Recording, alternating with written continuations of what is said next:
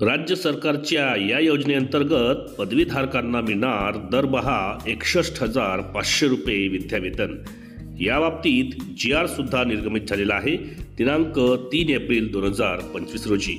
तर नमस्कार मित्रमैत्रिणींनो, आपण बघत आहात माझे यूट्यूब चॅनल एज्युकेशनल मनोहर, ज्यावर आपल्याला पाहायला मिळतात इयत्ता 5वी ते 10वीचे इंग्रजी या विषयाचे व्हिडिओज, सोबतच इंग्रजीच्या संपूर्ण ग्रामरचे व्हिडिओज आणि नागरिक आणि कर्मचारी बंधू भगिनींसाठी इन्फॉर्मेशनल म्हणजेच माहितीपर व्हिडिओज या सर्वांच्या प्लेलिस्ट या व्हिडिओच्या डिस्क्रिप्शनमध्ये देण्यात आलेल्या आहेत।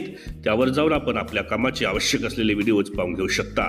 तर देशातील जे पदवीधारक आहेत किंवा राज्यातील जे पदवीधारक आहेत त्यांना दरमहा 61,500 रुपये विद्यावेतन राज्य सरकारच्या एका योजनेअंतर्गत मिळणार आहे आणि याबाबतीतचा GR दिनांक 3 एप्रिल 2025 रोजी निर्गमित करण्यात आलेले आहे। याबद्दलची सविस्तर माहिती आजच्या व्हिडिओमध्ये आपण बघून घेणार आहोत। त्यामुळेच या व्हिडिओला सुरुवात करण्यापूर्वी हे चॅनल एज्युकेशनल मनोहर यावर आपण नवीन असाल तर हे चॅनल आपण सबस्क्राइब करायला विसरू नका आणि हा व्हिडिओ बघितल्यानंतर या व्हिडिओला एक लाईक आणि जास्तीत जास्त शेअर करायला आपण विसरू नका। चला तर बघूया पदवीधारकांना कोणत्या योजनेअंतर्गत दरमहा मिळणार 61,500 रुपये।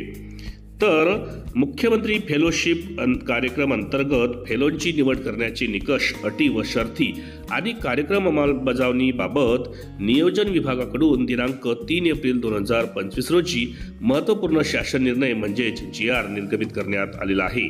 सदर शासन निर्णयानुसार नमूद करण्यात आलेले आहे की मुख्यमंत्री फेलोशिप कार्यक्रम 2025-26 करिता फेलोंची निवड संदर्भातील निकष, फेलोंची नियुक्ती या संदर्भातील अटी व शर्ती, त्याचबरोबर शैक्षणिक संस्थांमार्फत राबविण्यात येणाऱ्या शैक्षणिक कार्यक्रमाची रूपरेषा व अंमलबजावणीबाबत कार्यवाही करण्याचे निर्देश सदर शासन निर्णयामध्ये देण्यात आलेले आहेत। यामध्ये फेलोंच्या निवड संदर्भातील निकष कोणते असतील तर प्रथमतः फेलो हा भारताचा नागरिक असणे आवश्यक असेल। शैक्षणिक पात्रतेमध्ये तो कोणत्याही शाखेतील किमान 60% गुण घेऊन पदवी उत्तीर्ण असणे आवश्यक असणार आहे।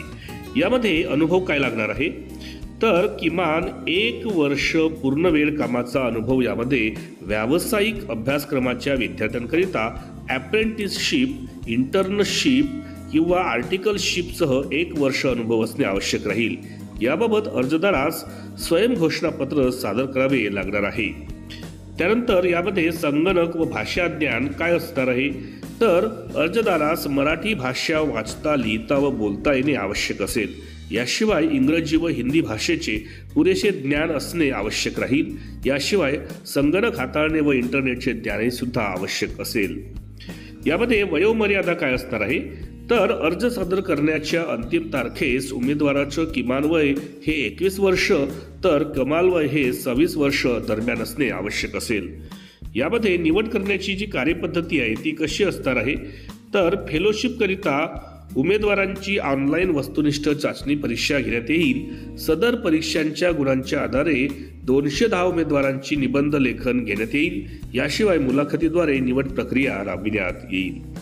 मग मिळणारं विद्यावेतन किती असेल तर सदर कार्यक्रमाअंतर्गत निवड झालेल्या फेलोंना दरमहा 56,100 प्लस 5,400 एकूण असे 61,500 रुपये विद्यावेतन मिळणार आहे।